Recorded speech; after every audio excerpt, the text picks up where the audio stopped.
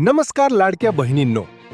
जर तुम्ही लाडकी बहीण योजनाचा एप्रिल हप्ता अजून मिळाला नाही म्हणून वाट पाहत असाल तर आजची अपडेट खूपच नवीन आणि वेगळी आहे. कारण आता एक नवीन सिस्टम समोर येते, ती म्हणजे पेंडिंग क्यू सिस्टम. म्हणजे काय?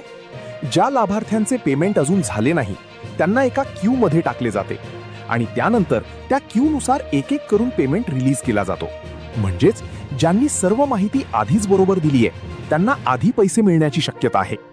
आणखी एक नवीन अपडेट, सिस्टममध्ये प्रायोरिटी लिस्ट तयार केली जात आहे, ज्यामध्ये काही स्पेसिफिक कॅटेगरीला आधी फायदा मिळू शकतो. उदाहरण, ज्यांचे KYC कंप्लीट आहे, ज्यांचे DBT फुल्ली ऍक्टिव्ह आहे, त्यांना आधी हप्ता मिळू शकतो. यामुळेच काही लोकांना पैसे आधी येतात आणि काहींना थोडा उशीर होतो. आता सगळ्यात महत्त्वाची माहिती, मे महिन्याच्या सुरुवातीपासून क्यूनुसार पेमेंट सुरू होण्याची शक्यता आहे.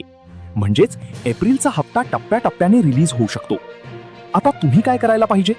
तुमचा KYC स्टेटस चेक करा, DBT ऍक्टिव्ह ठेवा आणि कोणतीही चूक असेल तर लगेच दुरुस्त करा. एक महत्त्वाची सूचना, तुमचा नंबर पुढे आणतो म्हणून काही लोक पैसे मागत आहेत. अशा कोणत्याही फसवणुकीपासून सावध राहा, कारण सरकारी सिस्टममध्ये कोणताही मॅन्युअल चेंज होत नाही. आणि लक्षात ठेवा, तुमचा हप्ता क्यूमध्ये आहे आणि तुमचा नंबर लवकरच येणार आहे. तर मित्रांनो, थोडा संयम ठेवा, हा व्हिडिओ सेव्ह करा आणि चॅनल फॉलो करा, कारण पुढच्या अपडेटमध्ये तुमचा पेमेंट क्यू स्टेटस कसा चेक करायचा आणि एक्झॅक्ट कधी पैसे येणार हे सगळं मी तुम्हाला सांगणार आहे.